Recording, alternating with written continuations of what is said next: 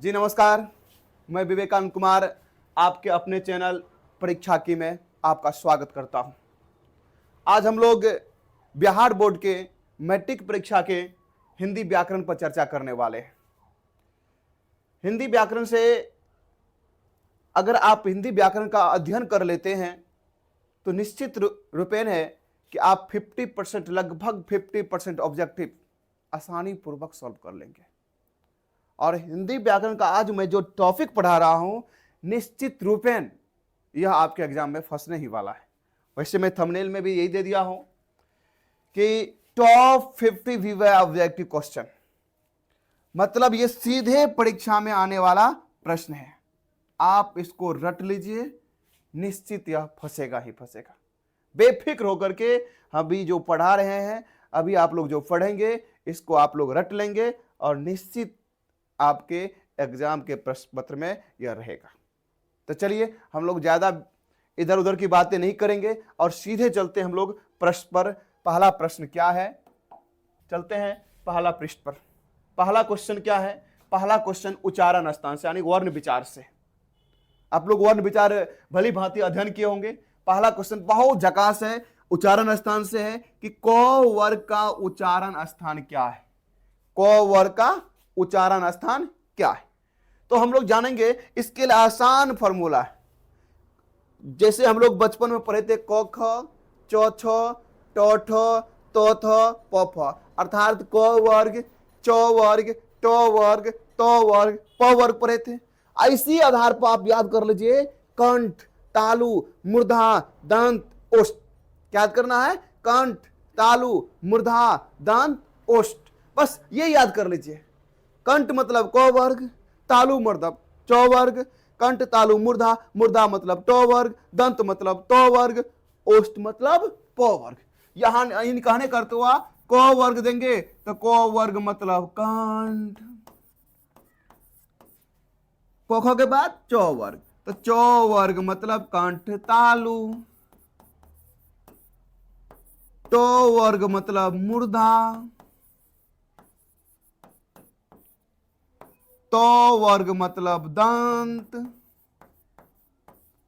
और प वर्ग मतलब ओष्ठ। कंठ तालु मूर्धा दंत ओष्ठ क च ट त प। याद रख लिए, हो गया काम तमाम। तो यहां क्या होगा? क वर्ग का उच्चारण स्थान क्या होगा? कंठ से होगा। क वर्ग का उच्चारण स्थान क्या होगा? कंठ से होगा। चलिए अगला क्वेश्चन पर देखते हैं। अगला क्वेश्चन क्या है? अगला क्वेश्चन फिर उच्चारण स्थान से ही है। प वर्ग का उच्चारण स्थान, तो तुरंत बताए क वर्ग च वर्ग ट वर्ग त वर्ग प वर्ग मतलब कंठ तालु मूर्धा दंत ओष्ठ। तो प वर्ग का उच्चारण स्थान क्या हो जाएगा? ओष्ठ हो जाएगा। ठीक, प वर्ग का उच्चारण स्थान क्या हो जाएगा? ओष्ठ हो जाएगा। चलिए अगला क्वेश्चन पर चलते हैं हम लोग। अगला क्वेश्चन है संधि से, कि संधि के कितने भेद होते हैं। तो मेरे प्यारे, जब हम लोग संधि पढ़ रहे थे या पढ़े होंगे आप लोग तो देखे होंगे सर पढ़ाए संधि के 3 भेद। पहला कौन? स्वर संधि, दूसरा व्यंजन संधि और तीसरा विसर्ग संधि। तीसरा विसर्ग संधि। तो संधि के कितने भेद हो गए? मूल 3 भेद होते हैं, स्वर संधि, व्यंजन संधि और विसर्ग संधि। तो संधि के कितने भेद? 3 भेद होंगे। कितने भेद हो जाएंगे? तो संधि के हो जाएंगे कितने भेद? 3 भेद हो जाएंगे। चलिए नेक्स्ट क्वेश्चन पर चलते हैं हम लोग। अगला प्रश्न क्या है? अगला प्रश्न है मुहावरे से।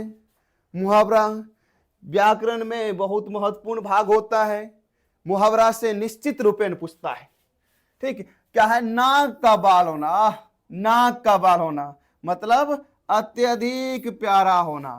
नाक का बाल जरा सा तो दर्द करने लगता है, वैसे ही जो आपका प्यारा व्यक्ति होता है जरा सा मारो आपका दिल दुखने लगता है।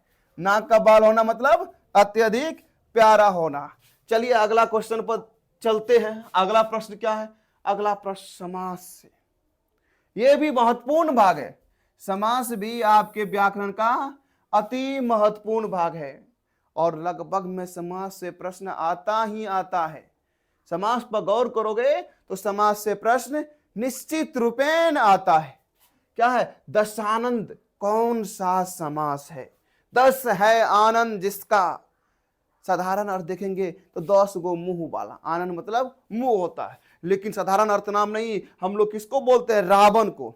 दशानंद किसको बोलते हैं? रावण को। मतलब साधारण अर्थ को छोड़कर यह विशेष अर्थ धारण कर रहा है। और हम जिस पढ़े थे समास में, ऐसा समासिक शब्द जो साधारण अर्थ को छोड़कर विशेष अर्थ धारण करे तो उसे बहुव्रीहि समास कहते हैं। तो ये क्या होगा? बहुव्रीहि समास हो जाएगा। चलिए अगला प्रश्न पर चलते हैं। बुढ़ापा। बुढ़ापा में बुढ़ापा शब्द कौन सी संज्ञा है? बुढ़ापा शब्द कौन सी संज्ञा है? आप बात करो संज्ञा की, तो संज्ञा मतलब ऐसा शब्द जिससे नाम का बोध हो। ऐसा शब्द जिससे नाम का बोध हो। और संज्ञा 5 प्रकार के होते हैं: व्यक्तिवाचक, जातिवाचक, भाववाचक, समूहवाचक, द्रव्यवाचक। यहां पर करा बुढ़ापा, तो बुढ़ापा क्या होगा? व्यक्तिवाचक? बिल्कुल नहीं। जातिवाचक? नहीं। इससे जाति का बोध होता है, एक से अधिक जाति का मतलब बोध होता है, जैसे गांव, गांव से गांव संपूर्ण जाति हो गया, लेकिन नहीं होगा। समूहवाचक? नहीं, बुढ़ापा से समूहवाचक का नहीं होता है। तो क्या होगा? भाववाचक होगा, क्योंकि बुढ़ापा एक अवस्था होती है। और ऐसी संज्ञा, ऐसा शब्द जिससे भाव, गुण, धर्म, स्वभाव का बोध हो, वह क्या होता है? भाववाचक संज्ञा होता है। अर्थात नंबर 6 का आंसर क्या होगा? सी होगा। बुढ़ापा कौन सा संज्ञा है?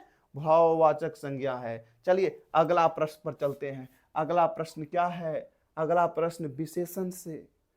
लगभग में विशेषण भी अपने आप में कम नहीं है। विशेषण से भी लगभग में सभी परीक्षा में पूछा जाता है। ठीक, अब की बार इंटर में संस्कृत में पूछा गया था विशेषण से। तो विशेषण के मुख्यतः कितने भेद होते हैं? तो हिंदी व्याकरण में विशेषण के मुख्यतः 4 भेद होते हैं। विशेषण के मुख्यतः कितने भेद होते हैं? हिंदी व्याकरण में 4 भेद होते हैं। चलिए अगला प्रश्न पर चलते हैं। अगला प्रश्न क्या है? स्वर्ण। स्वर्ण का विशेषण क्या होगा?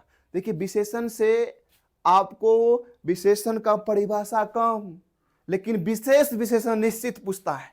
यानी विशेष शब्द दे देगा, उसका विशेषण क्या होता है यह निश्चित पूछता है। जैसे स्वर्ण दे दिया और पूछ दिया स्वर्ण का विशेषण क्या होगा, तो स्वर्ण का विशेषण स्वर्णाभ, नहीं नहीं नहीं, ये नहीं, स्वर्णीम होगा। स्वर्ण का विशेषण क्या होगा? स्वर्णीम होगा। चलिए अगला प्रश्न पर चलते हैं। अगला प्रश्न क्या है? पराजय में कौन सा उपसर्ग है? उपसर्ग, ये भी बहुत महत्वपूर्ण है। उपसर्ग, उपसर्ग क्या है? उपसर्ग ऐसा शब्दांश है जो किसी शब्द के पहले आकर के, ऐसा शब्दांश क्या हो गया? उपसर्ग ऐसा शब्दांश है जो किसी शब्द के पहले आकर के उसके अर्थ में परिवर्तन ला देता है। तो यहां पर पराजय, पराजय में कौन सा उपसर्ग होगा? तो देखिए, उपसर्ग और प्रत्यय के लिए मूल शब्द को छांट देंगे। जो शब्द बचेगा उपसर्ग में, मूल शब्द से पहले जो शब्द है उसको छांट देंगे, वही होगा। तो यहां पर पराजय, जय को हटा दीजिए, बचता क्या है? परा। तो कौन सा उपसर्ग होगा? परा उपसर्ग होगा। कौन सा उपसर्ग होगा? परा उपसर्ग होगा। तो इसका आंसर क्या हो जाएगा? बी। 9 नंबर का आंसर क्या हो जाएगा? बी हो जाएगा, परा उपसर्ग। चलिए अगला क्वेश्चन पर चलते हैं। अगला क्वेश्चन क्या है? प्रत्यय से। उपसर्ग और प्रत्यय से प्रश्न पूछ ही देता है। चलिए देखते हैं क्या है। लिखावट, बाप रे बाप, कई बार पूछा है। लिखावट, लिखावट में कौन सा प्रत्यय है? तो लिखावट में कौन सा प्रत्यय है? तो मूल शब्द बोले छांट दो, जो बचेगा। मूल शब्द क्या है? मूल शब्द लिख है। इसके बाद कौन सी बचा? आवट। तो लिखावट में कौन सा प्रत्यय होगा? आवट प्रत्यय होगा। लिखावट में कौन सा प्रत्यय होगा? आवट प्रत्यय होगा। चलिए नेक्स्ट अगला क्वेश्चन पर चलते हैं। अगला क्वेश्चन क्या कह रहा है? अगला क्वेश्चन है विद्यालय का संधि विच्छेद करो। विद्यालय का संधि विच्छेद। संधि से क्वेश्चन याद रखिए, संधि से परिभाषा नहीं पूछता है, ज्यादा क्या पूछता है, यह कौन सा संधि का उदाहरण है, और क्या पूछता है, इसका संधि विच्छेद कीजिए। तो यहां संधि विच्छेद करने के लिए अक्सर पूछेगा, तो क्या होगा देखते हैं। चलिए पहला ऑप्शन ही होगा विद्या जोड़ आलय। हम लोग संधि में पढ़े थे, अ जोड़ अ, मतलब प्रथम पद का अंतिम पद ओ हो और अंतिम पद का प्रथम पद ओ हो, तो दोनों मिला करके क्या हो रहा है यार, दोनों मिला करके आ हो जाता है। दोनों मिला करके क्या हो जाता है, दोनों मिला करके आ हो जाता है।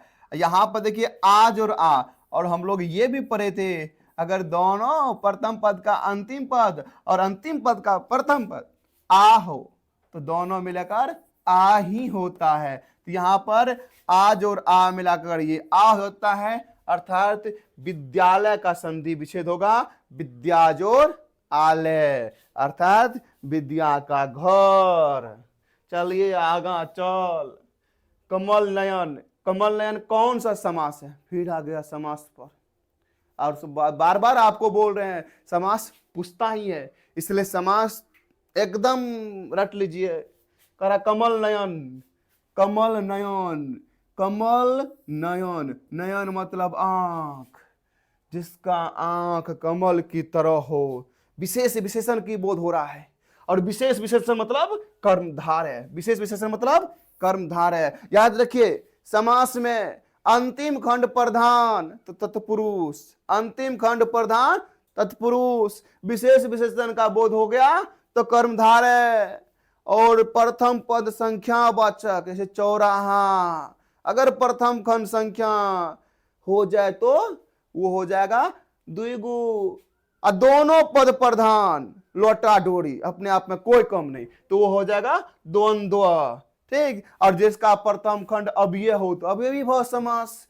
तो समास जो होता है यहां पर देखिए अंतिम, यहां पर देखिए नयन जो है, यहां पर नयन की विशेषता है कमल, मतलब कि उसका नयन जो है कमल की तरह है, अर्थात कर्मधारय समास हो जाएगा। अगला प्रश्न पर चलिए, देरी मत कीजिए। अगला प्रश्न क्या है, हवा शब्द का लिंग निर्णय करें। लिंग निर्णय से भी प्रश्न पूछ देता है। तो हवा कौन शब्द है, स्त्रीलिंग है कि पुल्लिंग है कि उभयलिंग है। हम लोग तो अक्सर कहते हैं हवा न बहता है न बहती है, हवा बह है, लेकिन ऐसा नहीं है। हवा क्या है, तो हवा स्त्रीलिंग शब्द है। हवा क्या है, स्त्रीलिंग शब्द है। चलिए अगला प्रश्न पर चलते हैं। अगला प्रश्न क्या है, अगला प्रश्न है रोटी मत खाओ, भूख लगा क्या, क्योंकि वह जली है, किस सर्वनाम का उदाहरण है। और सर्वनाम पूछ रहा है, सर्वनाम से भी प्रश्न पूछ देता है, और हम आपको शुरू में ही बताए उदाहरण अक्सर पूछता है, इसलिए ज्यादा उदाहरण पर जोर दीजिए। परिभाषा को देखिए, उदाहरण पर जोर दीजिए, उदाहरण का तर्क वितर्क कीजिए, सारा प्रश्न बन जाएगा। कहा कि रोटी मत खाओ, क्यों नहीं खाओगे, क्योंकि वह जली हुई है। जली मतलब क्या, निश्चित है कि वह जला हुआ है, अर्थात क्या हो जाएगा, निश्चयवाचक सर्वनाम। सर्वनाम आपको इसमें कौन हो जाएगा, निश्चयवाचक सर्वनाम, क्योंकि निश्चितता का बोध हो रहा है। चलिए देरी मत कीजिए, आगे बढ़ते हैं। आगे क्या है, अरे बाप रे बाप, आधा दूर आ गए, तब कह रहा श्री गणेश करो। श्री गणेश करना, श्री गणेश करना मतलब प्रारंभ करना। श्री गणेश करना मतलब प्रारंभ, परीक्षा की करा अभी प्रारंभ करो। चलो प्रारंभ कर देते हैं। श्री गणेश करना का अर्थ क्या होगा, कार्य का आरंभ करना। क्या होगा, कार्य का आरंभ करना। चलिए नेक्स्ट प्रश्न पर चलते हैं। अगला प्रश्न क्या है, अगला प्रश्न है जो सब कुछ जानता हो के लिए एक शब्द, मतलब ये भी है एक शब्द के बदले अनेक शब्द, अनेक शब्द के बदले एक शब्द। अक्सर ये भी पूछता है, अनेक शब्द का एक शब्द। करा जो सब कुछ जानता है, सर्वज्ञ, इसका क्या होगा, सर्वज्ञ होगा। इसका क्या होगा, सर्वज्ञ। जो सब कुछ जानता है उसको सर्वज्ञ कहते हैं। इसका आंसर हो जाएगा, यानी क्वेश्चन नंबर 16 का आंसर हो जाएगा बी। चलिए अगला प्रश्न पर चलते हैं। अगला प्रश्न क्या कह रहा है, अगला प्रश्न है पर्यायवाची। अपने आप में है साची। निश्चित है पर्यायवाची पूछ ही देता है, करा आग का पर्यायवाची क्या होगा? तो आप पढ़े होंगे अग्नि, आग, पावक, दहन, दब, ज्वाला। तो क्या हो जाएगा? पावक हो जाएगा। क्या हो जाएगा? पावक हो जाएगा। अगला प्रश्न पर चलिए। अगला प्रश्न क्या है? अमृत का विलोम। विलोम मतलब उल्टा। अक्सर पूछता है उल्टा, आप लोग मत कर दीजिएगा सीधा। अमृत का विलोम पूछा है, यहां दिया हुआ सुधा, ये तो समान हो गया।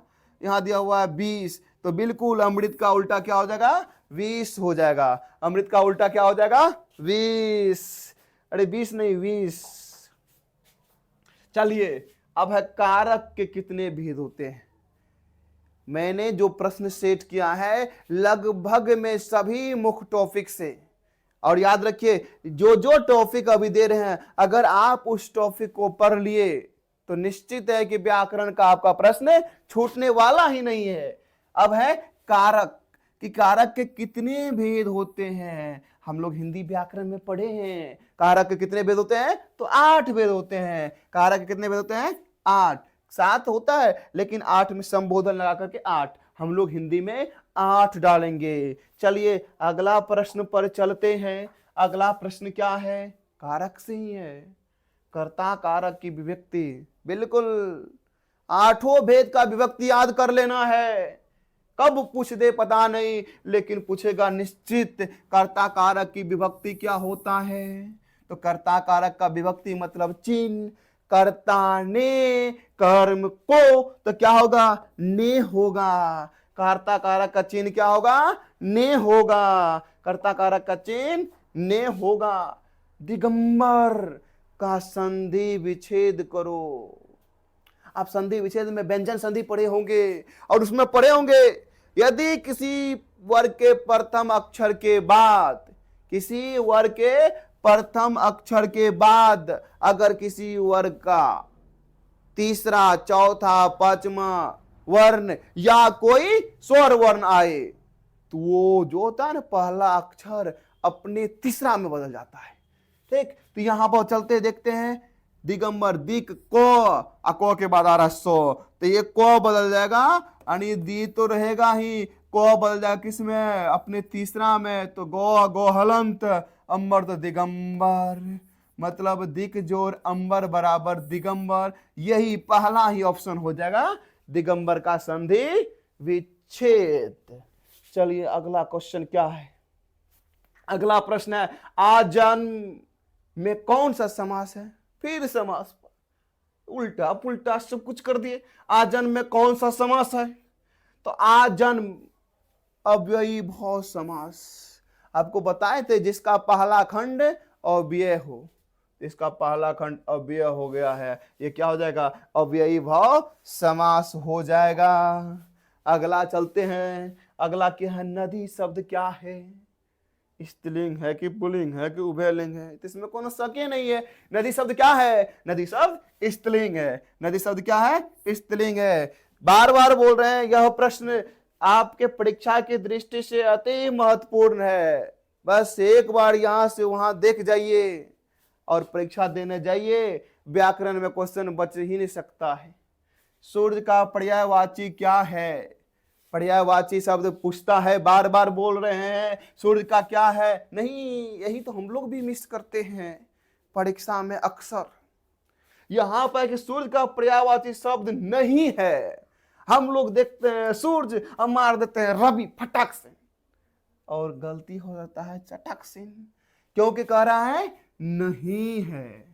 नहीं मतलब सूर्य का पर्यायवाची नहीं होना चाहिए। रवि सूर्य का पर्यायवाची है, भास्कर सूर्य का पर्यायवाची है, दिवाकर ही तो सूर्य का पर्यायवाची है, लेकिन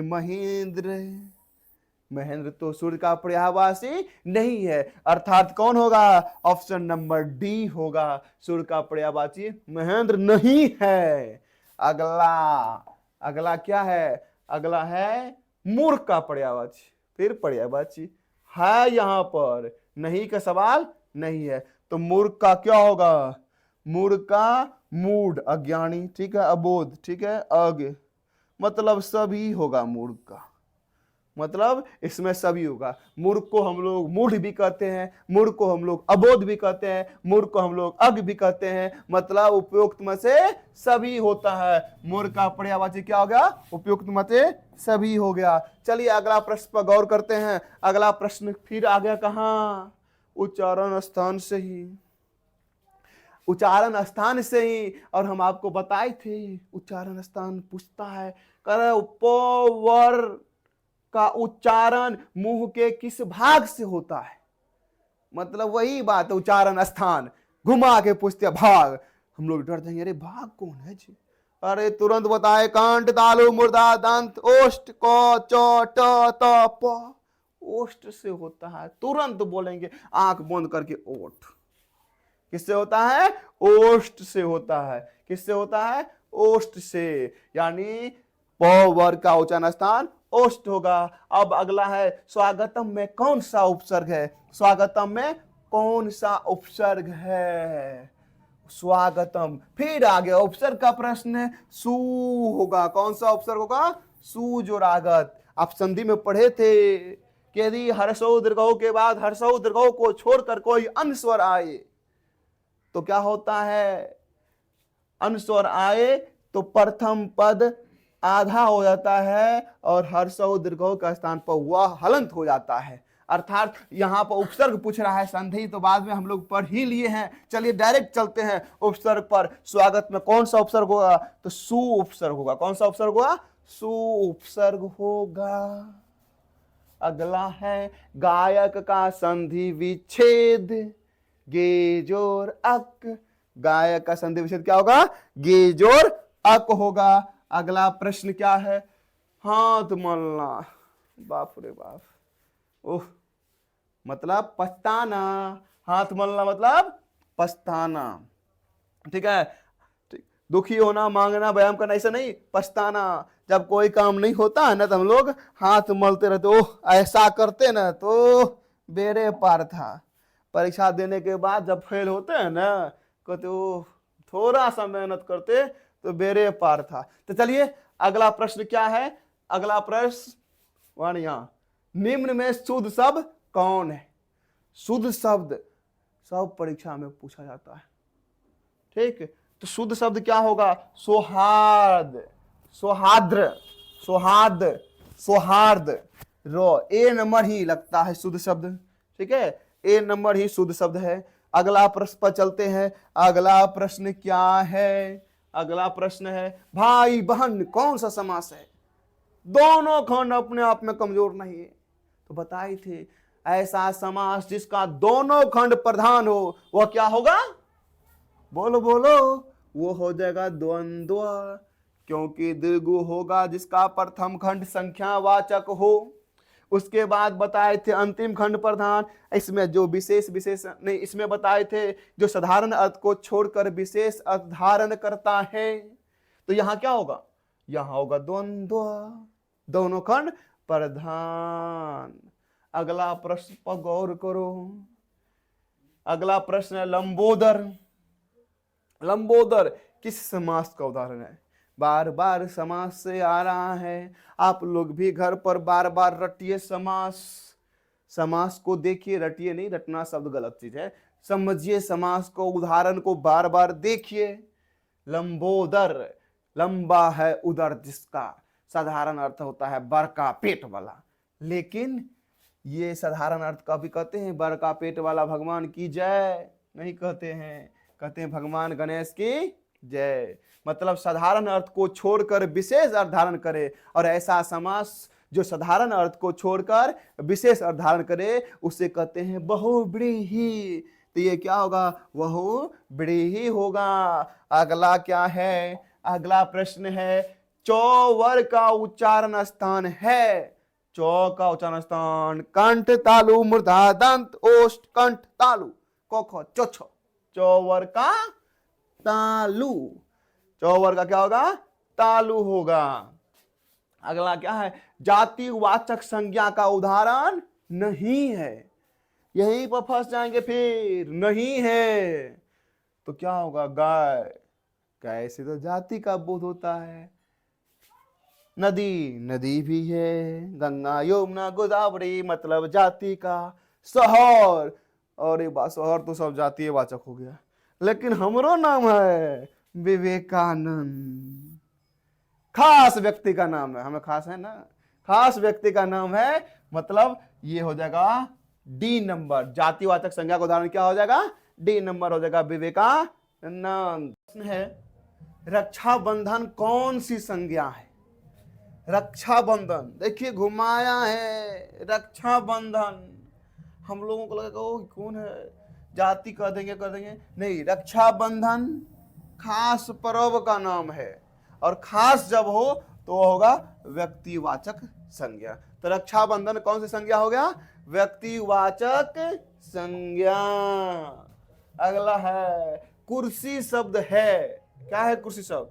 मतलब कुर्सी शब्द कौन सी संज्ञा है? तो कौन सी होगा? व्यक्तिवाचक, जातिवाचक, भाववाचक, समूहवाचक।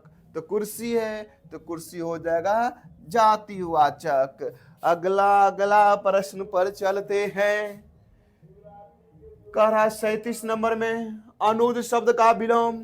तो अनुज का होता है अग्रज, अनुज का विलोम होगा अग्रज। फटाफट चलिए आगे बढ़ते हैं। अगला नंबर 38 चोर। अरे कहां से चोर आ गया रे? चोर शब्द का विलोम। चोर शब्द का विलोम क्या होगा? निर्दोष, अच्छा, गुणवान। नहीं, चोर का विलोम होगा साधु। साधु है ना चोरी करता है, नहीं, साधु का उल्टा चोर होता है। अगला प्रश्न क्या है? दूध का पर्यायवाची। फिर आ गया पर्यायवाची। तो क्या होगा दूध का पर्यायवाची? बोलो, दूध का पर्यायवाची क्षीर। दूध का पर्यायवाची, अरे खीर नहीं, क्षीर। ठीक है, क्षीर तो अमृत का भी होता है। दूध का पर्यायवाची क्या होगा? क्षीर होगा। चलिए अगला क्या है? अगला है जिसके सर पर, जिसके शिखर पर चंद्र हो। सर पर मतलब शिखर पर चंद्र हो तो चंद्रशेखर। क्या हो जाएगा? चंद्रशेखर। किसको कहते हैं? महादेव बाबा को, भोला बाबा को। आज भोला बाबा का दिन भी है, महाशिवरात्रि भी है। काल के कितने भेद होते हैं? अगला प्रश्न क्या है? काल के कितने भेद होते हैं? तो बाबू हिंदी में भी काल के 3 भेद होते हैं। तो काल के कितने भेद होते हैं? काल के 3 भेद होते हैं। अगला प्रश्न क्या कह रहा है? वृक्षात, पेड़ से पत्ते गिरते हैं, पेड़ से पत्ते। और हम आप पढ़े थे हम लोग कारक, और कारक में अलगाव या जुदाई का बोध हो, उसे कहते हैं आपादान कारक। तो पेड़ से पत्ते गिरते हैं, कौन सा कारक होगा? आपादान कारक होगा। अगला प्रश्न, अगला नंबर 42वां, और प्रश्न है राम रावण को मारा। तो ठीक है, क्या बात है? राम रावण को मारा। इस वाक्य में को किस कारक का चिन्ह है? राम रावण को मारा तो को किसका? कर्ता ने कर्म को, तो क्या होगा? कर्म कारक। अगला प्रश्न क्या है? अगला प्रश्न है महेश का संधि विच्छेद करूं। तो क्या होगा? महाजोड़ इस। महेश का संधि विच्छेद क्या होगा? महाजोड़ इस होगा। अगला क्या है? फिर संधि विच्छेद से ही प्रश्न है। कौन प्रश्न है बाबू? परोपकार का। प्रो जोर उपकार, पर जोर उपकार, पर जोर उपकार, पर जोर उपकार। क्या हो जाएगा? पर जोर उपकार हो जाएगा। परोपकार संधि क्या होगा? पर जोर उपकार। अगला क्या है? अगला प्रश्न पर गौर करो। बेमान, हक बेमान समनतन। बेमान का संधि विच्छेद क्या होगा? नहीं, बेमान में कौन सा उपसर्ग है? अगला प्रश्न क्या है? बेमान में तो मूल शब्द क्या है? ईमान। ईमान को हटा दो, बचेगा क्या? बेमान। तो बे बचेगा, क्या होगा? बे होगा। अर्थात 46 का हो जाएगा सी। अगला नंबर पर चलो। अगला नंबर क्या है? अगला नंबर है 47। नहीं, अगला प्रश्न पर चलो। अगला प्रश्न क्या है? बुढ़ापा आपा में कौन सा प्रत्यय है? बुढ़ापा में होगा आपा, लेकिन सुनो सुनो, पा भी होता है, कुछ अवस्था में पा भी होता है, लेकिन ज्यादातर आपा।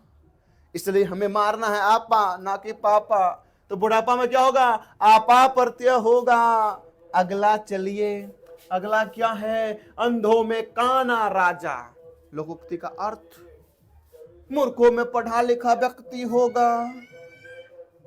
अगला कलिया, अगला चलिए, अगला का है? अगला है अपना उल्लू सीधा करना, दूसरों को मूर्ख बनाना, अपनी प्रशंसा करना, अपना काम निकालना। तो क्या होगा अगला प्रश्न का उत्तर? 49 का उत्तर होगा अपना काम निकालना। अगला अगला, टेढ़ी खीर होना, आसान काम, कठिन काम, खीर खराब होना, असंभव कार्य। तो क्या होगा? कठिन काम होगा। टेढ़ी खीर होने का अर्थ क्या होगा? कठिन काम होना।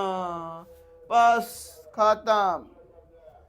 हम लोग अभी 50 महत्वपूर्ण ऑब्जेक्टिव पढ़े, और जानते हैं ये 50 ऑब्जेक्टिव जो है, ये 50 ऑब्जेक्टिव जो पढ़े महत्वपूर्ण ऑब्जेक्टिव है। और जानते हैं बिहार बोर्ड में ही नहीं, हर एक परीक्षा में पूछा जाता है। इसलिए इसको आप अपने बोर्ड के एग्जाम की तैयारी हेतु तैयार तो करेंगे ही, साथ साथ में अन्य परीक्षा के लिए भी रट्टा मार जाना है। परीक्षा के प्रश्न पत्र में पूछता ही पूछता है। अभी जो पढ़े हम लोग ये 50 महत्वपूर्ण ऑब्जेक्टिव, जानते हो इसका टॉपिक क्या है? पहला पढ़े वर्ण विचार से, रे क्या हो रहा है? वर्ण विचार से, दूसरा संधि से, समास से, संज्ञा से, सर्वनाम से, विशेषण से। देखिए इसमें क्या था? पहला जो पढ़े थे उच्चारण स्थान, उच्चारण स्थान लगभग सभी परीक्षा में पूछता है। दूसरा क्या था? संधि विच्छेद प्रकार, सभी परीक्षा में। समास से, संज्ञा से, सर्वनाम से, विशेषण से, लगभग में सभी परीक्षा में पूछा जाता है। फिर टॉपिक बना दिए हम आप लोगों के लिए। उपसर्ग से पूछा जाता है तो प्रत्यय से पूछा जाता है। निश्चित निम्न में से इसका उपसर्ग कौन सा होगा तो प्रत्यय कौन सा होगा। लिंग निर्णय पूछा जाता है, कारक से पूछा जाता है, मुहावरा लोकोक्त्या से पूछा जाता है, पर्यायवाची से पूछा जाता है, विलोम शब्द पूछा जाता है, और साथ साथ में अनेक शब्दों के लिए बदले एक शब्द पूछा जाता है, काल से पूछा जाता है, और गलत को सही पहचानने अर्थात शब्द शुद्धि या वाक शुद्धि भी पूछा जाता है। वीडियो अगर अच्छा लगे तो लाइक कर दीजिए, कुछ कमेंटो कर दीजिए, सब्सक्राइब करिए दीजिए, और साथ साथ में शेयर कर दीजिए। धन्यवाद।